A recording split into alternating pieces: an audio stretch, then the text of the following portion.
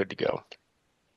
Just in case, for anybody, a couple people texting me, but we revamped from last year a little bit, and we were able to be more efficient in how we explain things. We took a lot of time last 2 years. Again, this is kind of third year for John, Dick, and I to be doing this on our own. We've had other people involved, and we've been involved longer than that. But again, we've kind of figured out how to be more efficient. This group, again, we feel, I know they made fun of me yesterday for being all basketball guys, right? But you know how to officiate, which is awesome. And then it's just teaching the game of lacrosse. And as you see, there were other faces and names on this call and the clinic too, is everybody needs a refresher, right? That's why we do a clinic. It's also everybody's at a different point of where they are in the calendar year in terms of lacrosse, right? As some of us are, I'm like in the middle. Vernon's the same, and Dick's doing shot clocks at big games and things like that. So everybody's different. Some of you are transitioning out. Some of you took a hibernation for a whole bunch, and that's all of that is okay, right? So getting everybody kind of back on the same page. So we just wanted to spend this hour with you answering kind of any questions you had. If there were concerns, you want us to go back over something. The bigger question, and I'll let Vernon kind of correct me if I'm wrong here. We just want to know what you feel least confident in going into this season outside of have never been on a field before. We know for some of you that is going to be a big concern, and we get that. And again, we'll get you the information on the Cheshire scrimmage, and again, you'll have your jamboree. And again, if any of you want to try to get more things, we'll try to get you to games or have you run on any scrimmages or things like that. We're happy to do that. But our bigger thing, and again, if you want to go one by one or just shout out and however many we get to is great. We just want to know what you're most kind of concerned about going into it, or if there's like one massively large question like, Rob, I still have no idea what a goal is, right? Whatever it may be, open hour on this. And then we prepped a little bit I picked a random game that's recorded so we can go back through a game and start at a random point and just talk about it and kind of comment over to it if we run out of stuff. So we have a little bit planned, but purposely, and I'll stop talking after this, purposely open to allow you, ladies and gentlemen, as a group and a cohort of newly trained officials to be able to just ask whatever you want and be open. And I'll stop talking, I promise.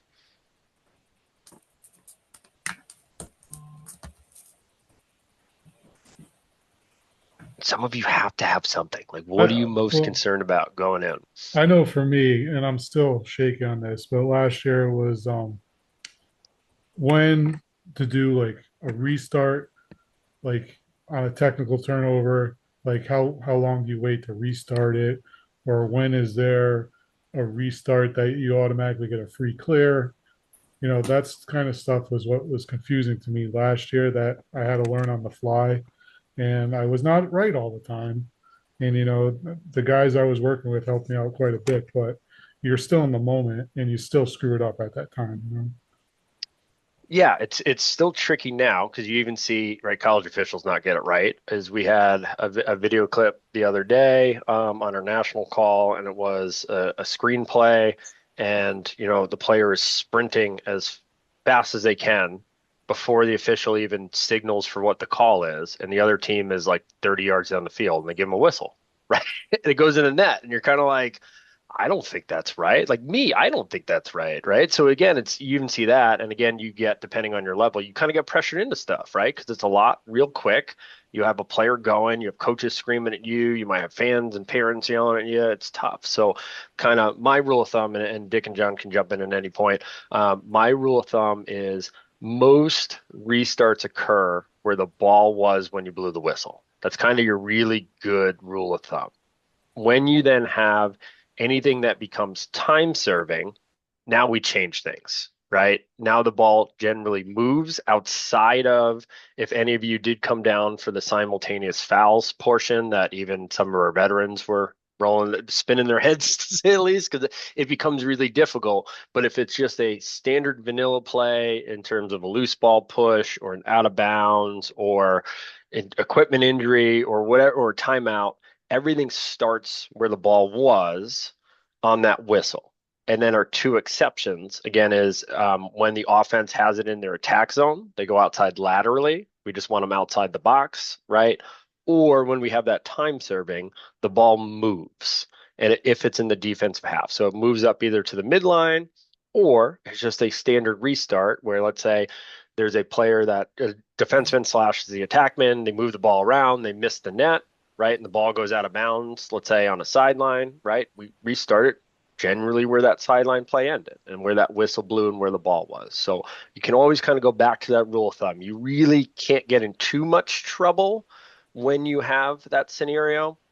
And again, there's a laundry list of different things as I'm thinking, like a goaltender interference on a clear moves it up, which isn't time serving, right? But those are the ones where, and I think this kind of leads into the good advice, as you said, of, and you nailed it, right? You're going to have a veteran person with you, right? At the end of the day. And if you don't have a veteran person with you, you do the best you can. Right. At the end of the day, is that it's not going to, and I always said this as a coach, where even in the most egregious plays where I thought the officials didn't make a good call or you didn't see something or something like that. And we had, I'll tell the very quick story. We had a game where it was a really, really bad moving pick where the player had to stick out and hooked my player's hip and it spun him around and twisted him. And my defender fell down and I'm screaming and Seymour was the official, so he likes telling the story all the time. And he's like, I've never seen you besides like here. You're always just here, Rob, in your personality. You were above the clouds in outer space and orbiting every kind of planet in the celestial system of how hot you were, right? And stuff. And I even told after the game, like again, I yelled and screamed and everything else, and they came back over and they're like, you know what? We might have missed it. I go, you know what? And I go, and this is why I don't tell this part of the story first, is the other team scored 23 goals in that game. I promise you. We gave up 22 goals. That never happens, right? It's 23-2, but it was 23-22. And what I said was, you didn't make us give up 22 goals, right? Or 23. Like it's not your fault for any of them. We gave up 22 goals and we win the game, or we scored 22 and we win the game, right? Like that is you got to bring it back sometimes and always realize of us as officials. Yes, if we disallow a goal or a judgment call or things like that, yes, we affect the game, but we generally never have ever affected the outcome on purpose, if that makes sense, right? As we're not trying to do things, if you restart them incorrectly, you're not doing it because you want the blue team to win versus the red team. You're just doing it because you think it's right, right? And that goes back to that fairness kind of talk of you're trying to do what's fair all the time, right? And again, that's where you got to rely on your crew sometimes. And if your crew gets it wrong, and the last part of all this is we had an inadvertent flag in a college game. And I literally thought my partners were going to get it. And we had like three chances to get it, and we didn't get it. Right. And my partner picked up the flag and pretended like it didn't happen. I'm like, you can't do that by rule, right? We got to stop the play. And so, and then, we go back and talk about it. And and my partner goes, I actually didn't know that rule. Right. And it's a college game. It happens. Right. It's just so you educate them. Right. And then the other person's like, I had no idea what you two, and he was the far side official. He goes, I had no idea what the two of you were doing. Right. And so sometimes it happens. Right. And it's okay. And again, you hope it doesn't end up in the net of the other team. Right. But you got to eat it if it does. So I know longer, but really good points to kind of start us off on that. Okay, so I'm going to rein Rob in here. I think it's Go maybe ahead. three, but and we're going to go back to your question. We're going to break it down a little bit into some concrete stuff. So the first thing on a restart, right, is there can be no offensive player, right, a teammate of the guy with the ball within 5 yards. So just think about that first of all. No teammate of the player with the ball, right, can be within 5 yards. If they're within 5 yards, you can't do the restart. So that's number one. Second thing is if you have an out of bounds, the player cannot take a running start to come into play from out of bounds.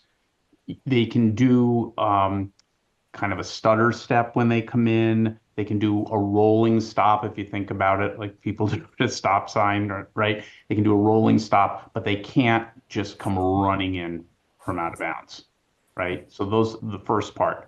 The other part I was going to add is if you have a flag down situation, which as Rob said, you very well may have a free clear, you have time to think about it and talk to your partner.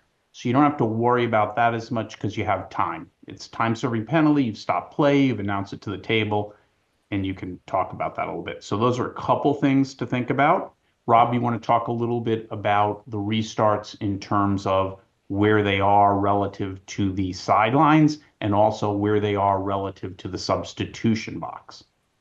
Yeah, And and so Rob, before you go do ahead, that go too, yeah. I would just add, Andy, you're probably, correct me if I'm wrong, but you're probably doing mostly JV Yeah, freshman games, right? yeah, and you, yeah, The fast restart really is not that critical in those games. So my advice is it's better to be slow and correct than fast and wrong.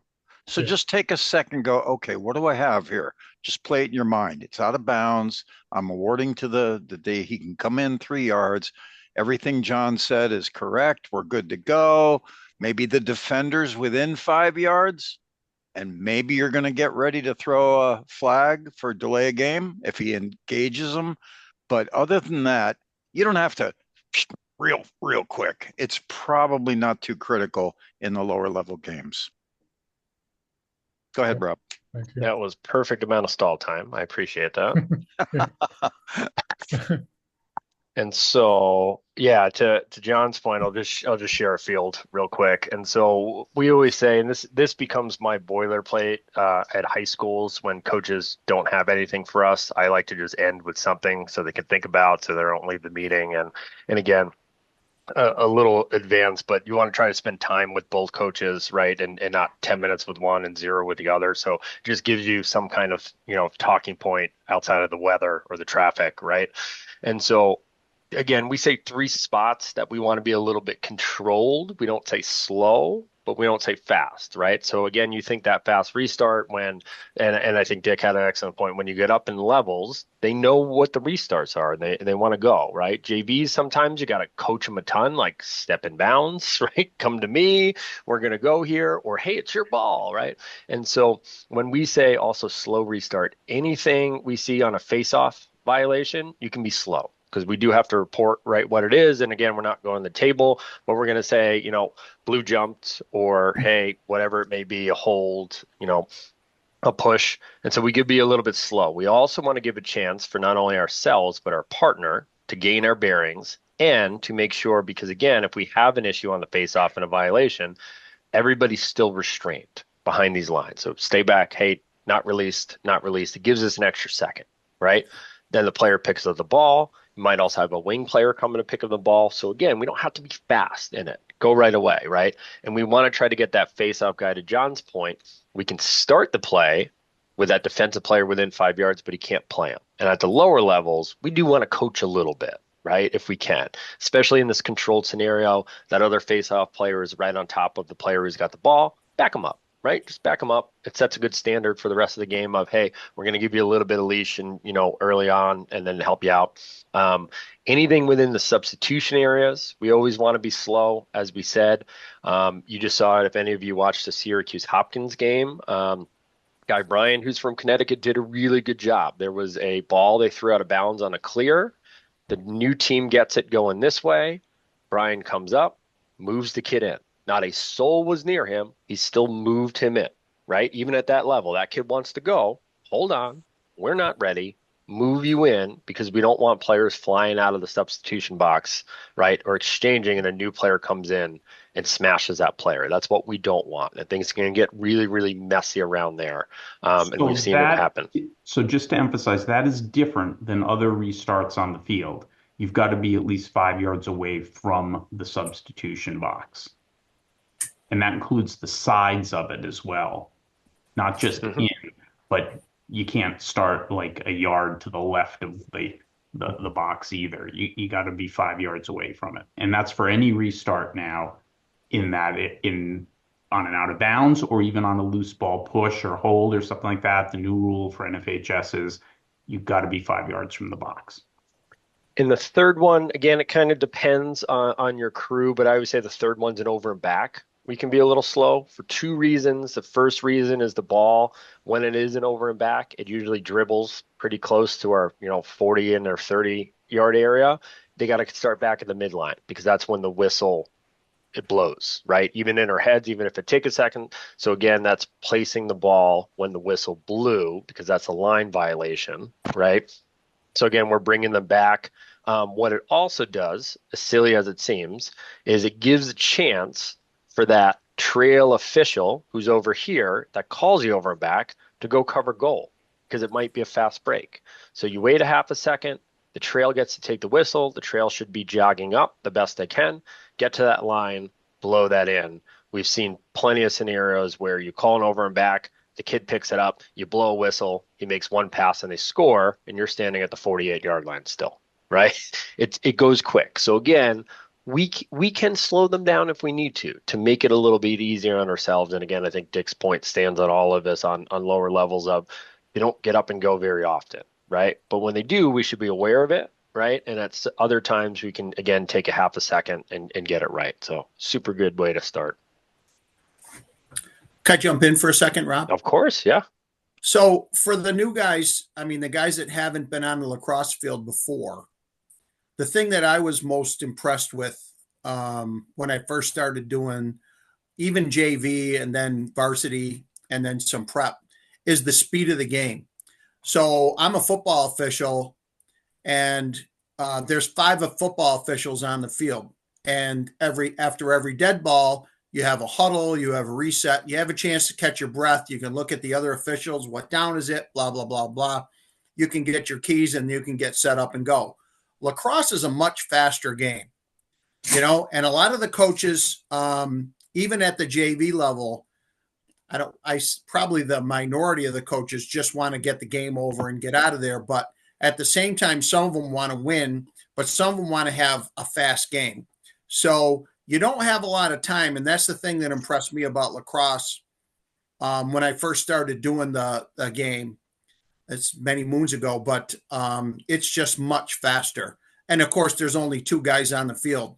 So you don't have a lot of time to react to make, like you said, it took me a few years before the game started to slow down enough. And I really started to understand how things flowed and what the coaches wanted. You get familiar with some coaches if you do the games, if you do the same schools a few times a year.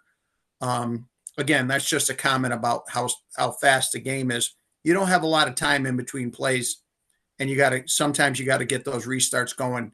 They might have a man up, and they want to make that, they want to utilize that time so they could score. Anyway, I thought I would share that, Rob. Yeah, absolutely. What else do we have concerns wise? What are we nervous about before the season starts?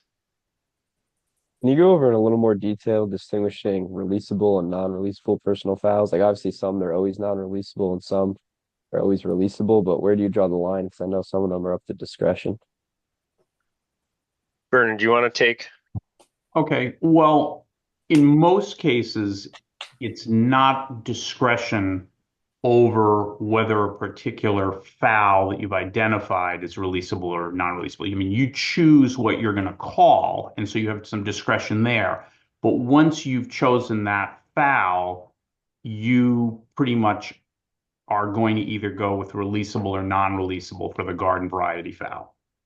So, for example, a slash. If you're going to give a 1 minute, a 2 minute, a 3 minute slash, that is generally a releasable foul. Yes, if it's a violent hit to the head, you can change that call to, slash with violent contact to the head or excessive contact to the head or something like that and go with a non-releasable. But for a general slash, you're just going with a releasable foul.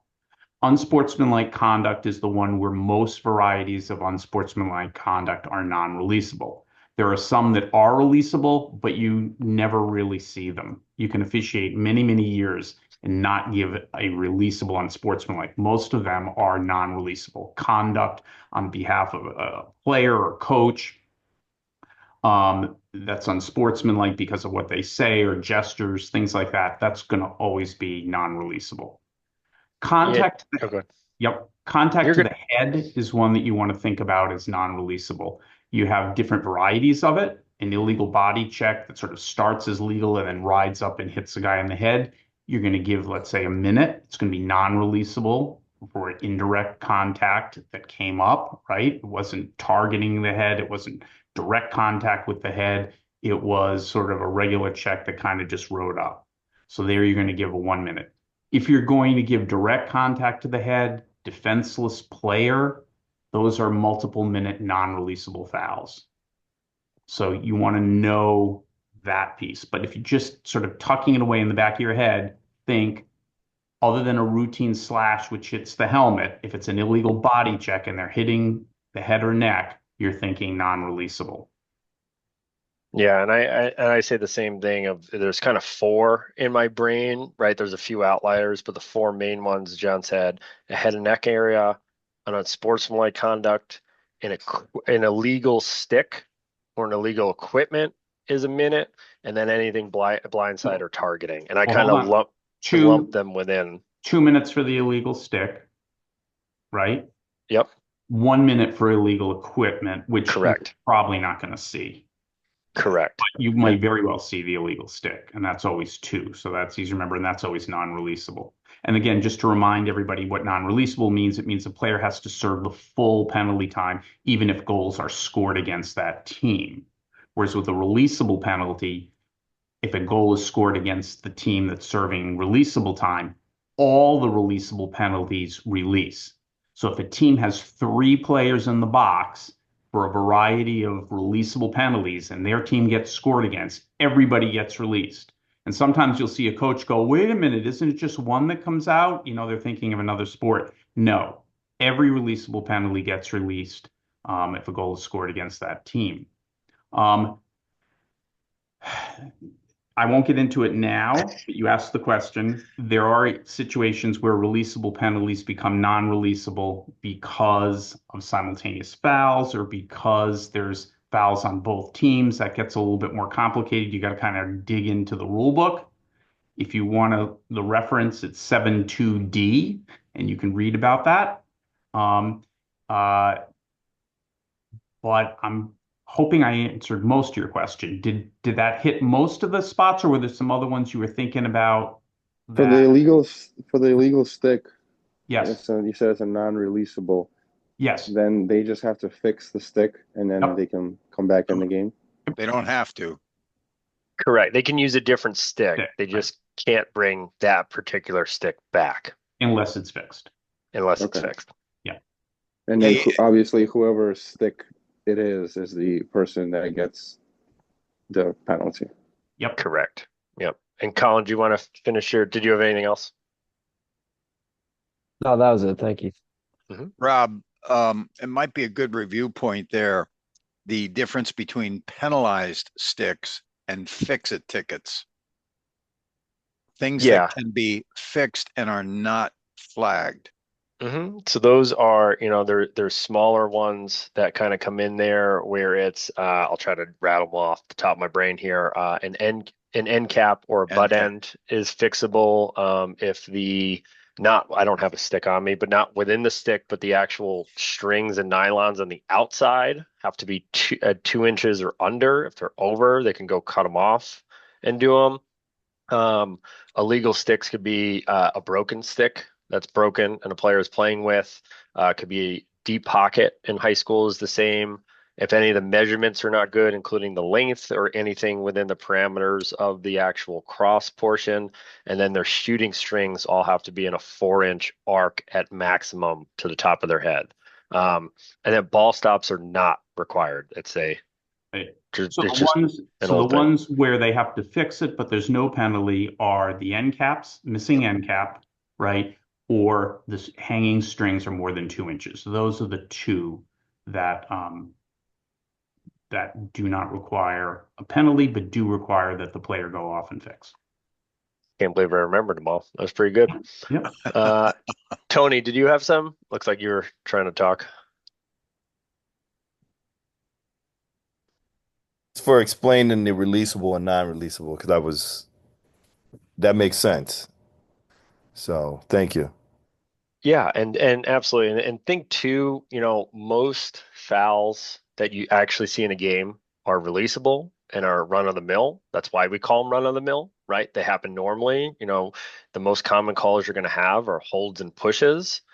Offsides is going to creep in there. You're going to see some crease violations in your games. And then again, you're going to get into, slashes, late hits, cross checks are going to be your normal ones.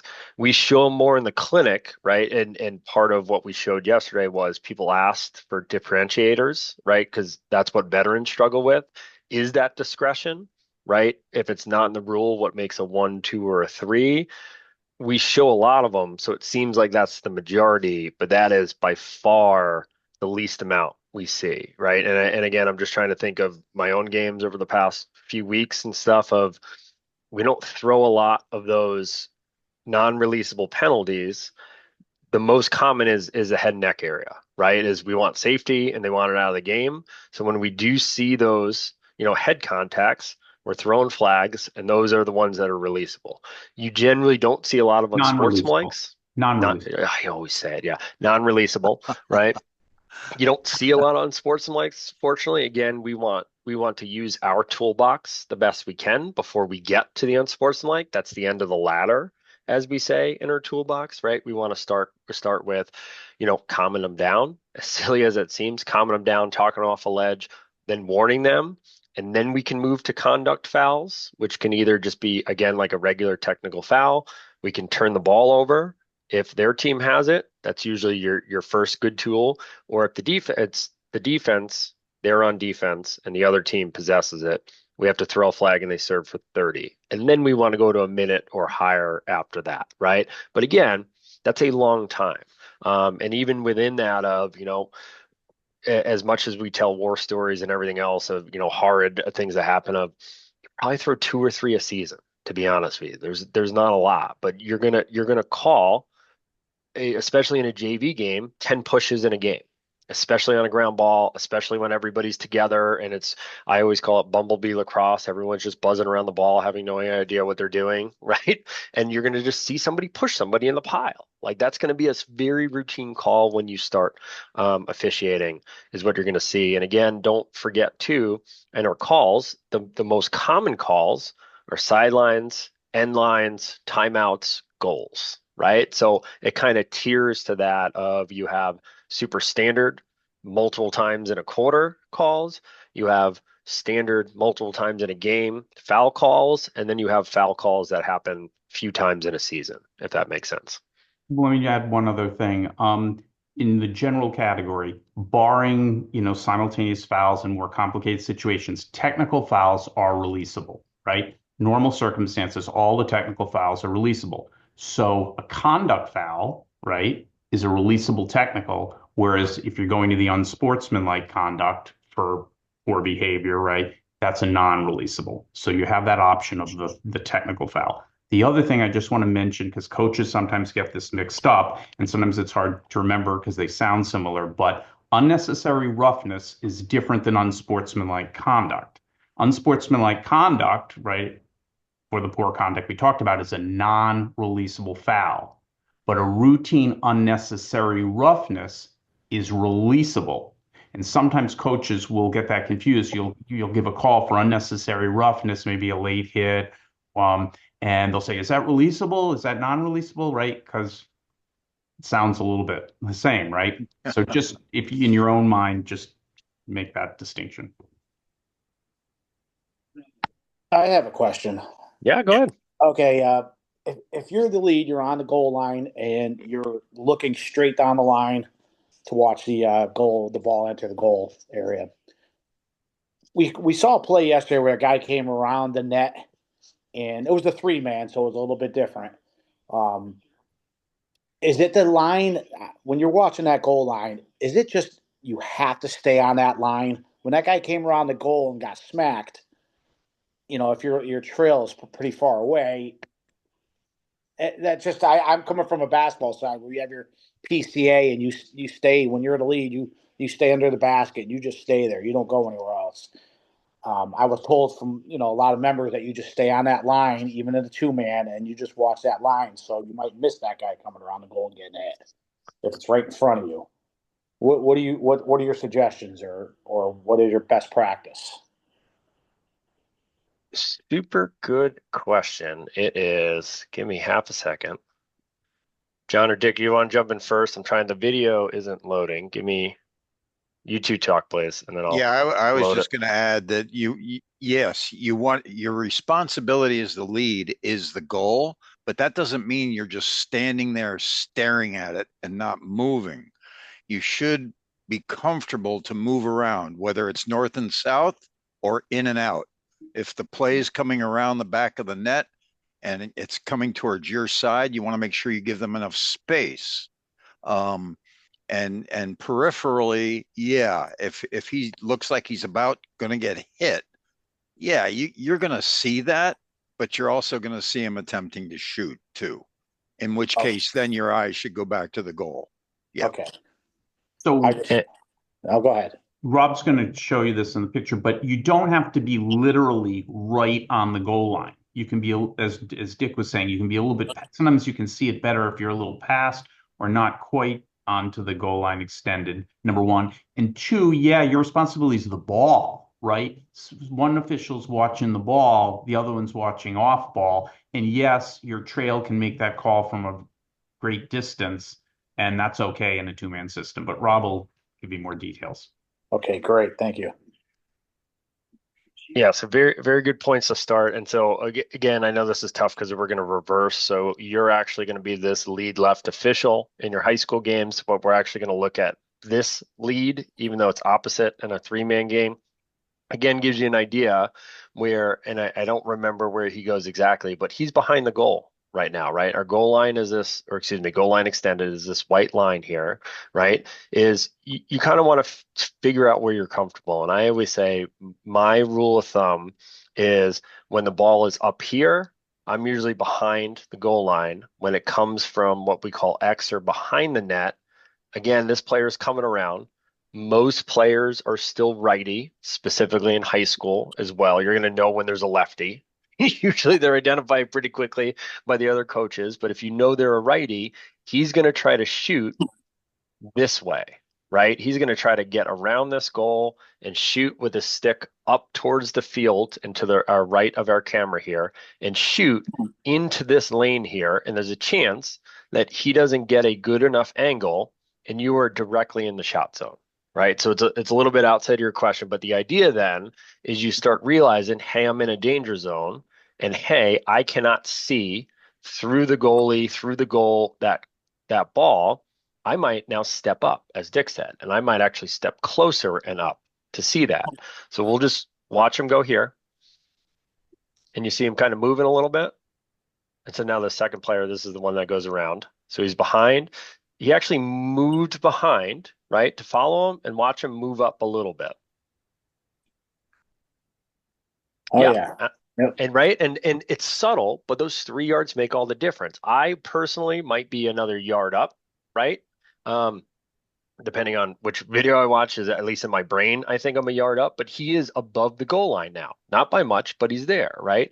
So now, and again, we're in reverse of how we're going to go, but just thinking, right? When you now know that ball is in the net, we go back to Mr. Naramoore's dead ball officiating, right? You are 100% sure that ball is in the net. You saw it go in the net. You don't have to call a goal anymore. We take that and we catalog it and we put it back in our memory real quick. Now, since I'm going to run up and call this a goal, I can be watching all of this as well. I might have missed the initial, to Vernon's point, right? Because I do have to watch the ball, but I can make a pretty good summation of what occurred here, that this kid is laying on top of the other kid, right? And so again, you got to rely on your trail to watch that hit as well, but you don't have to train yourself. And again, I'm not a basketball official, so I do my best trying to understand, the way of thinking of the basketball official. It's not just as soon as you know that's in, turn your eyes upfield and turn your ears on, right? And so again, we get to the scenario over and over again of once the ball's in the net, right, and it's done, we have a scenario that might be a flare-up. The blue players might not be happy with it. So even if we don't see the hit, we got a goal in the back of our head. I know I can do a goal signal and I'm good. I might have pushing and shoving, right? And so again, we're not trying to say that everybody pushes and shoves on every goal either, but it's just that idea, right? Of, hey, I want to focus here because the goal doesn't matter anymore because that's where he happened. So I know it's a goal there. Same thing if you got to an end line play or a sideline play. Once it goes out, go back, train yourself back to watch the players, right? Because the players can cause issues after the ball's in the net or after the ball's out of bounds. The ball isn't going to do anything besides do what it did. That's not proper English, but you get my point, right? It's that part's over. We're on to the next phase. And what I think is probably more difficult, and to Mark's earlier comments, right? It is not, I always call it traditional American sports of, football, baseball are by far the slowest because we reset every play. 4 seconds of action, we get to reset the play, right?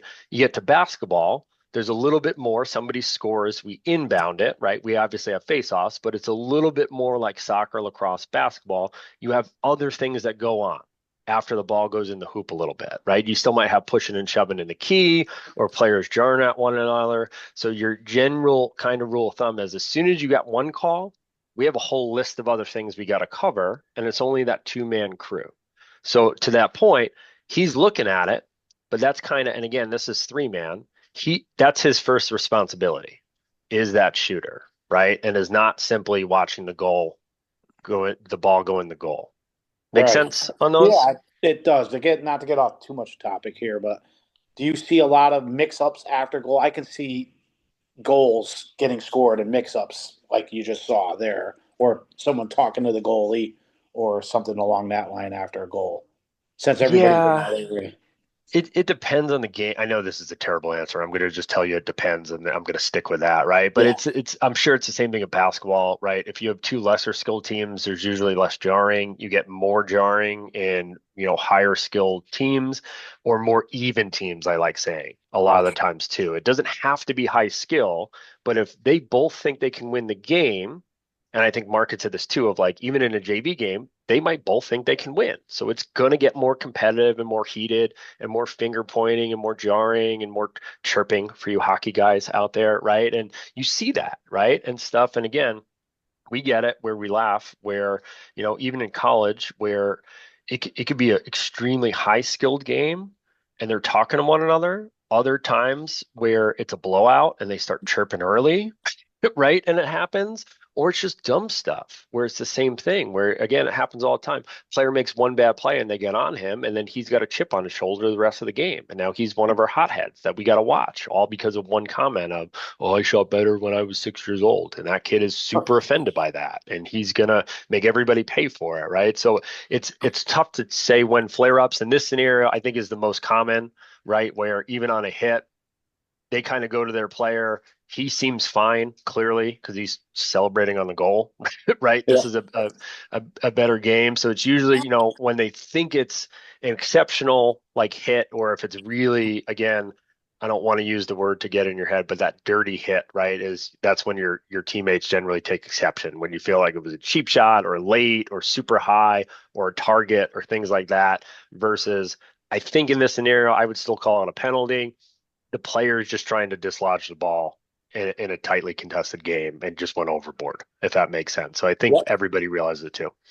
All right, great. Thank you. Just have one more comment on that. When we go out with new guys for the scrimmages and things like that, it is often the case that new officials watch the ball into the goal and they keep their eyes there. So one thing is make a note, right, about as soon as it's in, start looking out, looking at the players. And the other thing you can do to train your eyes that way is if you're not on the field and you're just on the sideline because other guys are running at that point and you're taking a break, just walk down to maybe goal line extended on the sideline and pretend that you're basically like the lead official. And if you watch the ball and you see it go in the net, immediately take your eyes from that and kind of get yourself into that mode where when you see the ball in the net, you're immediately not looking at the ball, because the ball's not going to do anything at that point that you need to, that's important. You need to see what's going on with the players. And if you train yourself to do that from the beginning, you'll get into a really good habit. Because what you'll find is if you get into bad habits, sometimes it's hard to break them because you just get used to doing things a certain way. So try to get used to doing it, the best possible way. And then it's something you won't think about. You'll do it enough and then it'll be automatic. One point to add too, and this goes to crew communication. So on a goal, especially if there's been some messy stuff going on and your partner threw a flag way downfield and didn't yell loud enough, you have no idea there's a flag down. When you do come in to signal goal, come in.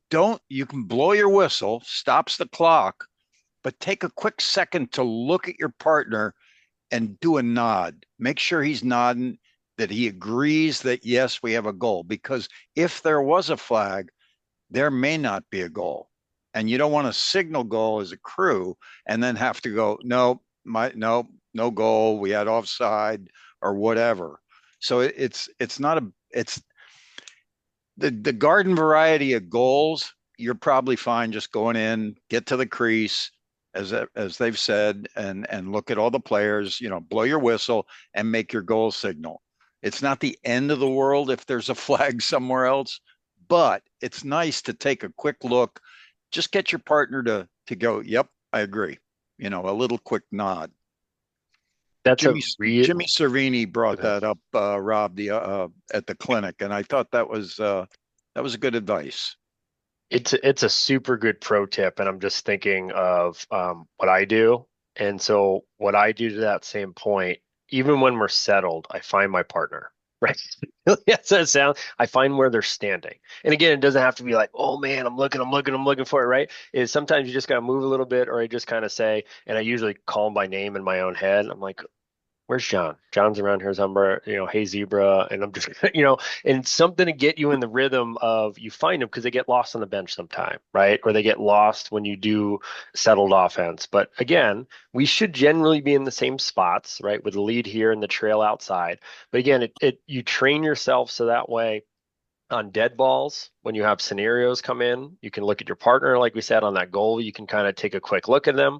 You can also do it right on anything that's a sideline or out of bounds. You can take that super quick look, and it doesn't need to be your whole head and your turn. It could just be your eyes, right? Your eyes just look real quick. You see your partner is just standing there like he's hanging out in a field of grass, and you're like, cool, nothing's going wrong, right? And so you start just training yourself to look at one another, and especially when you do restarts, if it's, again, think of a face-off as a restart or any of those wonky ones we talked about, or after a penalty flag, you want to get that point from, right? And so it's a different type of confirmation instead of a silent confirmation, and them just standing there saying, I don't have anything, right? We're given that green light go signal, right? So it's that positive confirmation versus a silent. So again, that becomes tough, right, to see.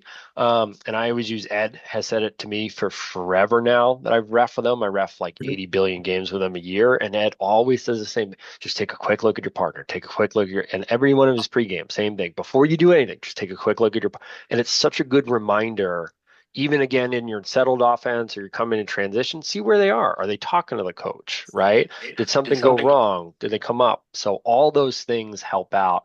And Rob, too, again, on the communication thing, I can't say it enough. When you throw a flag, make sure the next town hears you. Flag down, repeat it 3 times. Flag is down, flag down. And your partner should echo that call. It's so key. It really is key, because if you don't know there's a flag down and the play's in your area and you hit a goodie, you don't stop the play, we got trouble. So it's really important to really yell that out when you throw a flag. All right.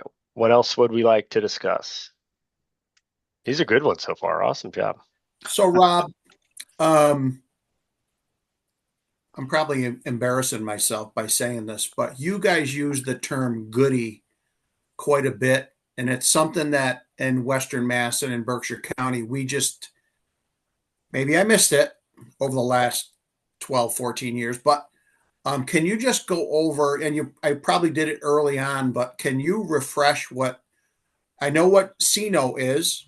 I use that every single year, but can you just refresh what goodie is just for me? The other guys probably know it, but yeah, of course. I tried looking it up on Lax acronyms and Lax sling, but it's one that I'm not really familiar with. Sorry. All good. And so I'll give the quick shout out to Jeff Lynch, who's a subscriber of the YouTube channel and will probably watch this later. So I'll give him a shout out in Western Mass now. So that way Great he's guy, on it. by the way. And so, yeah, I agree with you. So that way he hears it. And so I'll give him a little look in the camera. But so goodies are, and I'm going to try to get them all off the top of my head. But again, what stops, so we use goodies for what stops a flag down, slow whistle scenario. So the G is goal. O is offensive foul. O is out of bounds. I might have gone out of order, but I'm trying to remember. D is defensive possession. I is, oh man, Injury. injury. Thank you. E is expiration of time, right? Time expires. And the And then period. S is second flag. That was pretty good. Only one phone a friend there. Wow, that's really good. I don't And know. then- I'm just on and then fire The tonight. E goodie also is for equipment. If you're forced to stop play because of an equipment issue, like a helmet comes off or Right. Oh, yes. something like that. Yeah. And in youth, Mark, there's a second G. Ball hits the ground. We kill the Correct. ball. In youth only. Gotcha. Thank you. Yeah, Yep. of course. Super good question. I just wanted to make a note also about dead ball officiating. So after there's a big hit, like on a shooter, and the goal is good, you're going to get some of those hooligans out there that are going to try to retaliate. So as you're walking up to for the next face-off, look out for those guys that are going to take a cheap shot with their crosses. They might take a cheap shot on the guy's ribs or on his arm or on his legs or something.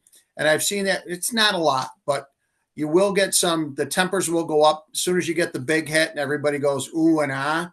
Look for the retaliation, because that's gonna start a fire on the field that you're going to want to extinguish quickly. Amen. And I also had one question, Rob, on your mechanics. So on that example that you showed, the single side official looked like he was in the single side mechanics that we use in Western Mass. He doesn't come down much past the 20-yard line. And is that your mechanic, that both the lead and the trail are like on the GLE? Yeah, so your regular, he's in a little tight, and I always say it depends on the exact game, right? If we're doing, and I think that's a great example, I'll actually show this one of game control 2. If we go here and we go here, right, this is where I like standing, right? This is actually me. So depending on the level of the game, in this game, right, and again, I'm not poking fun, but in this game, I know the chance of the ball getting turned over is about 100%, right? It just is. It's been that way the whole game. I'm not really assuming anything. I'm also understanding the scenario that red is going to shoot a lot. Red has missed the cage. I still have a good spot right here, right? And I say, again, if you feel you're not as mobilely challenged as I am, right, it's always my term of, if you want to be a little higher up, I'm okay with that. But again, we're helping out, and again, we're in prep school rules, so we do have crease scenario, right? We can have hits that occur. We could be watching goal in a 3-man. When this official, who's Dick, goes to the end line, we now have goal line responsibility. So to go on that other video, right? He's in that better spot. What does occur, and I see myself doing this too, especially when I'm in college, if sometimes I get down and I don't pay attention, right? My natural spot is I just stand on the goal line. So a single, you kind of got to train yourself to stop, if that makes sense. The way I like doing it, and again, in a 2-man game for the new officials, this is not going to apply to you, but I like making sure that I stop when I get to the lead official. I don't go further. So I actually look at my partner and stop running. As silly as it sounds. And in college, it does happen where a lot of times the lead usually stops to the 15 and then walks to the 10, which is fine, right? And so if you train yourself to stop where that official is, you're good. Same kind of idea. I don't think you see me move. I don't blame Mr. Nairmore. He comes down a little bit. He's good, right? I now come, right? I kind of go in tandem with him a little bit. Hey, I got goal line. I'm good. I gave him a quick green point, right? So now I have it. The ball comes up. He's going to start walking up. Again, I'm being very lazy today, so I'm probably not going to move. Right. I could be up the field a little bit, to be honest with you, to kind of help with that. But I also didn't know they were going to just chuck the ball, which doesn't really help anything. Right. And then it kind of gets you in bad spots and bad habits, as we said. But again, that kind of idea of as that single, you don't kind of want to be, in my opinion, in that no man's land. Because if you're at the 20 or the 25, and I'm just being dramatic on it on purpose, but if we're at 25, we can't help with goal. Right. Really tough to see a play on the crease. Or at the 20, we're probably in there. 15 or 10, much better. But I think to your point on the 10, I can't see crease and I can't see that crunch on the crease either. I think that 15 is the sweet spot unless Dick is really on this end line and I need to then cover goal. Goal is my primary responsibility. And Dick coming up actually changes over to the passer and the shooter real quick. And the same thing, he might still have the whistle, but I'm still watching for that crazy stuff on the goal line in case. And very rarely, we end up having it multiple times the other night for that exact scenario. They ran a 2-man pick game underneath. The lead gets caught. The ball comes up on a pass real quick in the net. As a single, I blew the goal, right? Because you just have to, and again, this comes with experience. You just have to exchange responsibility. He's got 4 guys down there with a lot of contact. I have nothing going on, and the trail has got to watch the rest of the pile, if that makes sense. So you start switching responsibilities, that makes sense. But to answer your question directly, I think 15's your sweet spot. But if you took any clip of any of my games and literally focused, you'd be like, Rob, you're standing on the 20 or the 10 or the right. We do move a lot to that point, and you're moving to get better angles. Thanks. Of course. Hey, John, do you want to? I think it's probably worth amplifying that question in the chat. The question was, are all flags thrown reported, or are only personal foul penalties reported? Right. So they're all reported, and as you point out, some will get wiped out, right? A technical foul on the defense where the offense scores a goal will get wiped out, but you're still going to report it to the table. You're going to say, we got to push, wiped out on the goal, or we got to hold, wiped out on the goal. But anything that's time serving is going to be reported. Does that answer the question? Hopefully. I'm not sure. Anything else we got? Gotta be some newbies. Come on now. Hey, yeah, Rob, too. This is just a tip for all newbies and their mentors. It's not a bad idea when you do converse with your mentor, trade schedules. Tell your mentor what your schedule is. Send them your schedule. Just export it. You can export it right out of Arbiter. And that way, if your mentor is off that day and you have a game and it's geographically feasible, hopefully your mentor can come to your game and observe and watch. Not a bad thing to do. Go ahead, Brian. Hey, Rob, I did have one thing that I wanted to bring up, and we were talking and then about. We'll hit Brian next. Yep. We talked about stick checks earlier. So it wasn't my game, but it happened in happened in Berkshire County. Didn't matter where it happened. A coach called for a stick check on a player that was not in the game. Mm-hmm. And the crew that was in the game got it right, but there was probably weeks worth of discussion about whether that's the right or wrong or indifferent call. And the crew actually, the R in the game was very experienced official, and he actually got it right. So the coach called for a stick check on a long pole, and it was an illegal stick. So the in-home had to serve, or I'm not sure if the in-home served or they pulled somebody off the field, and they had to serve because the guy had an illegal stick. But I would just bring that up because I was years in when this happened, and I would have got it wrong because I always assumed that only sticks that were on the field were subject to stick checks, but I was wrong. So yes, and that was a big point of contention in Western Mass, and we all learned from it. But the guys on the field actually got it right. So I don't know if you guys want to discuss that at all, but Yeah, again, for just a point. 427, your request for an official's inspection. The coach can pick any player that's within the game. What is different in high school is it's all equipment is inspected during that. In college, it is a stick only. So there is a difference, right? It doesn't matter where that stick is in the college game. It doesn't matter where that player is. If they're dressed and they're on a roster, they're eligible for that equipment inspection. That player should serve depending on what they find, right? But you can do everything. And I always knew the rule. And again, guys Can hated the fact. I just Go ahead, jump go in for a ahead, John. second? So let's just be clear on that. The official's random check, right, where you're doing at least one per half, is for all equipment, and for prep school NCAA, it's just the stick. If the coach requests a check, it's an equipment check, right?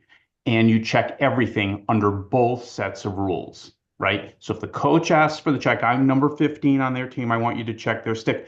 It's all the equipment, right? Because on any coach request of a check under both sets of rules. Sorry, go ahead, Rob. I'm not sure about the NCAA. It is. No, it is. It's everything. Yep. Is it everything? Yep. I've never seen it ever done. Well, you saw the game where the guy's gloves were wrong, right? And they penalized that. Remember that one? We'll do here. Let's jump to because and I'll do the same thing. I'll get off on a tangent. Brian, you go before we get the rest of everybody in here. The only thing I was going to say is like I think my going back to what are you concerned most about, and this will obviously come with experience and scrimmages and stuff like that, is the procedural side of things. And I realize there will be differences in between 2-man and 3-man, but things like in a 2-man, if you blow an illegal procedure on a face-off and have a restart, which official does the restart? Like which one becomes, the lead? Or if you're in a 3-man and you're on the single side and you call an illegal screen and you're going the other way, obviously the ball is, right in front of you with the defense. Who starts the restart? You know what I mean? Things like that, which between veterans helping you out and scrimmages and practice will obviously, come. But I think as a basketball official as well, our things are very defined, and maybe just because we haven't been on the field much yet, that's where my apprehension lies. That's a good. Dick, do you want to jump in on that, please? Yeah. So on the face-off, if you have a pre-whistle violation, you're going to stand them up and you're going to just point toward the ball, and the face-off official will start it. Because even if it's going to go his way, he's right there. However, if you see the players switching, this is something you can talk about in the pregame. If you see the players switching out because the face-off midi may want to run to the sideline and they're going to replace. In that case, now we've got a little time.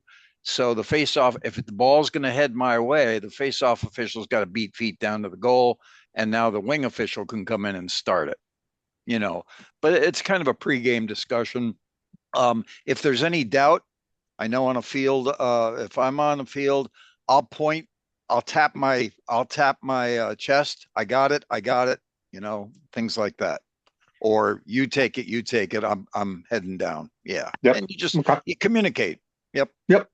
And your good pro tips, as I said, the one good one is always remember where you're going, right? If you make a call and you got to go run someplace because you're in the lead, don't take the whistle, right? Because you got to get down the field. And as Dick said, the other pro I like is, the tap chest or the point, right? You point, and sometimes I'll just do green arrow with a point, right? Is good versus this, right? Is, hey, because I have a dead ball and I'm about to restart, right? So it's me. What I'll also do, and I grab my whistle to show you too, is when you do have that, and sometimes you get the both enforced, like Dick does this and I do this, and then we kind of go like, it's kind of like the hallway, right? Where both people move the same way 6 times and nobody does it.